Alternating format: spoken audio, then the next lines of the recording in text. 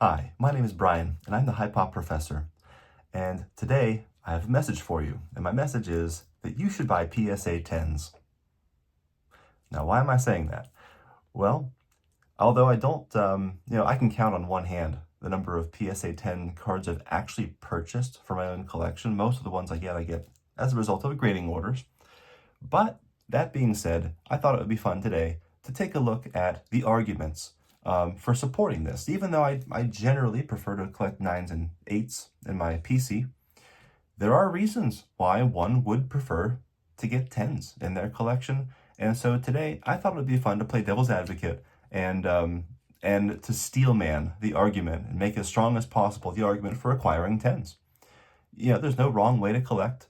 It may not be the way that I personally collect, but I respect the position. I respect the collectors that do want to do this, and I thought it'd be fun to explore those reasons. So we'll go ahead and talk about some of those right now. Why should you buy PSA 10s? So there's a bunch of reasons I can think of why it's actually a really good idea to consider picking up some and acquiring them in your collection. The first of which being that for PSA 10s, a 10 is a 10 and will always be a 10. And what I mean by that is that it adds not just, protecting your card, but it adds a degree of security.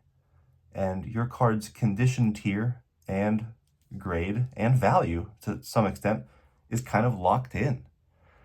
And so what I mean by that is that, cards over time, they might hulk out a little bit. Bubbles might appeal under the protective peel, the coating that's there. It's possible that they could rattle around in the holder a little bit, and the surface could get scratched up a little bit. It doesn't matter.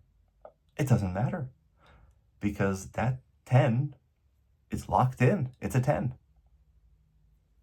I've had cards come back in the grading order that have a touch of white or a ding in the corner. But hey, if they're encapsulated in that 10 slab because PSA damaged it, doesn't matter. 10's a 10. And even if a card gets damaged within the holder, there are tons of people out there, and we'll talk about the registry in a little bit, but they are purchasing the 10 slab. They're purchasing the flip, really, is where the value is here, and not even in the card itself. So anyway, a 10 is a 10 and will always be a 10. If it gets left out and the colors dull a little bit from the sunlight or natural light, 10's a 10.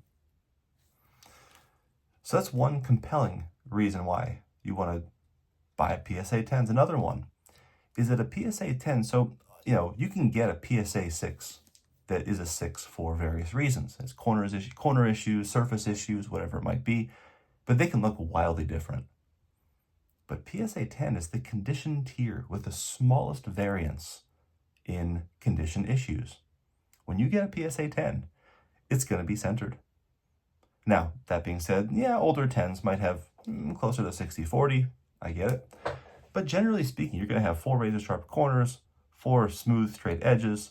You're going to have a flawless surface, no scratch-free, and it's going to be pretty well centered.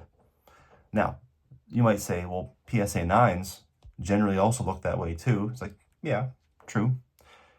But I did see, look, our hobby president, John Mangini, just the other week posted a picture of a vintage chip that had a pinhole in it sitting in the PSA 9 slab. So, hey, just saying, your 9s might have pinholes in them, okay? But the 10s aren't going to have that. So yeah, you're not going to have to shop around for the, you might need to shop around for a good-looking 3 or a good-looking 4 if you're a vintage collector. You're not going to have to shop much when it's a PSA 10. You generally know what you're getting with that. And so, another reason why you should go for PSA 10s. Then you've got the other reason about competition. And here's where the set registry comes in. So, whether you want to officially compete or not, just unofficially, a 10 is a great, no one can beat a 10. 11s don't exist. It doesn't happen. So if you're trying to compete and get the highest ranking in the registry, 10s are the way to go. If you're serious about it, if you have the funds for it, sure, why not? So, also, even if it's unofficial, you might not be on the registry, but I will say, watching the Showcase Showdown videos between Mike, baseball collector, and Chris from Missouri, Those are awesome. Those are really fun to watch. And they have their own competition. It's not official. It's not, they may be registry people. That's great. But they have fun with it. And they have fun using those numbers. And when they pull out tens, for some of these high pop wax era cards, hey, more power to them. So yeah, so for the sake of competition, it can't be beat. Another reason why is that you should go for tens is that the value is simply there. Unlike other hobbies, if you spend a lot of money fishing and getting supplies and or whatever, golfing, and you're paying greens fees and paying for lessons, most hobbies, I would say the money that you pour into them, I mean, you're just never going to see it again. But sports cards is different because if you change direction or you want to collect into something different, you have a different direction you want to go with your collection, make a change, you can generally get a good chunk of money out of your cards again and apply them to a different direction. And PSA 10s, while they might seem expensive, and they are expensive by and large, you can often recoup a lot of that money or even make a profit. If you're able to buy really well, buy low, you can flip them. And when you sell them, you can recoup a whole bunch of money and potentially even way more than you put into them. Now, I will say it's kind of a double-edged sword here because you are going to be into them for generally a lot more than 8s and 9s. Yeah, it could go the other way. You could end up losing more than you're putting in, but that potential is there. And again, if you buy well, I'm not going to say prospecting, but I'm just saying if you get a good deal on one, if and when you choose to move it along, the value will still be there. Because there are people who are set registry people, there are people who buy tens and collect them. And so, yeah, you can get your money out of it. But really, I think the strongest, most compelling reason for buying tens has to be from the investment angle.